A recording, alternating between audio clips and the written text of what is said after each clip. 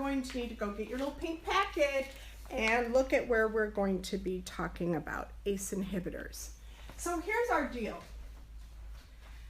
The number one ACE inhibitor in this country is called lisinopril. ACE inhibitors end in pril.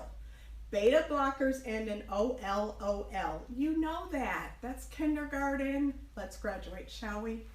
Now, you'll have to really stay with me. This is hard. If you'll remember, we talked about the RAS was a response to low blood pressure. We said renin, angiotensin, and aldosterone made up the system. We said that spironolactone worked on aldosterone. Now let's talk about ACE inhibitors and how they work on the RAS system.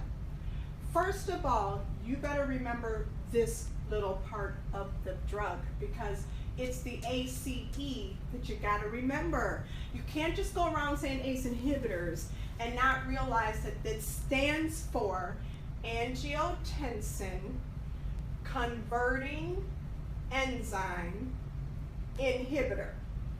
Now you know what that means. That means that it stops the conversion of angiotensin. You know that. So watch this.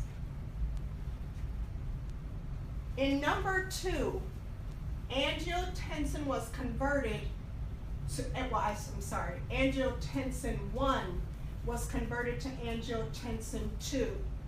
Where did this happen? I made you put stripper glitter on this word. It happened in the lungs. Why do you care? Because a patient on an ACE inhibitor, which ends in pril, specifically lisinopril, and a whole bunch of other kind of drugs, captopril and whatever else, may get that dry cough. They may get that dry cough because these drugs work in the lungs to stop this conversion. Okay, stay with your girl. If the ACE inhibitor stops the conversion of angiotensin 1 into angiotensin 2, and here's where you got to stay with your girl, then would you agree there is no angiotensin 2? Hello, I can't hear you. Illyria, are you with me? Columbus, hello? Where are you, England? I'm looking at you, California. Come on with your girl, Brazil. I am saying to you, if I stop the conversion of A1 into A2, I don't have any A2. By the way, it's such a big deal that you remember what A2 did. Because if I don't have any A2, wow, I don't have any vasoconstriction.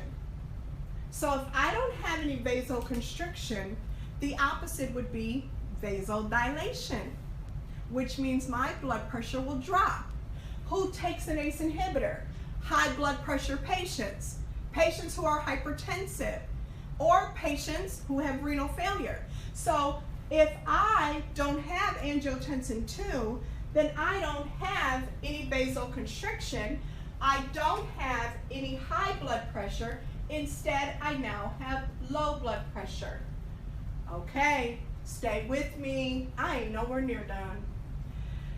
If I don't have any angiotensin 2, then I cannot stimulate the adrenals and I do not get any aldosterone. Oh, wow. If I don't get any aldosterone, then I can't retain salt and I cannot retain water. And if I can't retain salt and water, then I don't have an increased blood volume, and I certainly do not have a high blood pressure. I have a low blood pressure. Woohoo! Because what am I doing? I'm peeing. I don't have any water retention. I'm letting it out. I don't have any sodium retention. I'm letting it out. So I don't have any vasoconstriction, the opposite of vasodilation. I don't have any fluid retention or even sodium retention. And you know that salt aggravates a blood pressure. It doesn't cause high blood pressure, it just aggravates the hell out of it. Now, it gets better than that. Not only do I not have sodium and water retention, vasoconstriction, I also don't even have to worry about the stimulation of ADH making me reabsorb water, and instead I'm going to get rid of water, and so this whole issue of high blood pressure is going to go down. Okay, I'm almost done. But the hardest part that you've got to remember is what I started with when I started part 1 of the electrolytes and fluid lecture. When I started that lecture, I taught you that potassium and sodium are opposites because they're divorced. I taught you that if sodium goes down, potassium goes up, and if potassium goes down, then sodium goes up. And so here we go. If I don't have angiotensin II, I don't have vasoconstriction. If I don't have angiotensin II, I don't have aldosterone. If I don't have aldosterone, I don't hold on to my sodium. And if I don't hold on to my sodium, thereby making low sodium in my body, guess what I did?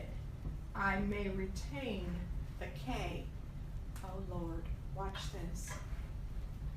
In your medication packet, and again, if you are a nursing student, you don't have any of these materials typically, but if you are an NCLEX review student and you have your medication packet, which says this on the outside, medication categories, what I have written for you inside this lovely little pink deal here is I have written all of your precautions about the ACE inhibitors.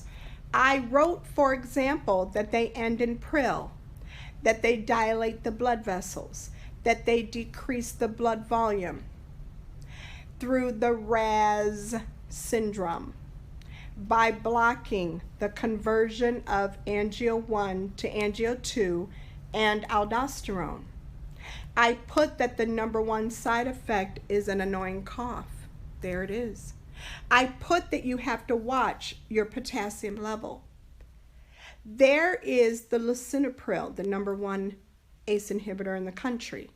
This drug is preferred in CHF, diabetes, chronic kidney disease, and with African Americans, even though African Americans have a little bit higher incidence of this life-threatening angioedema. So there you go.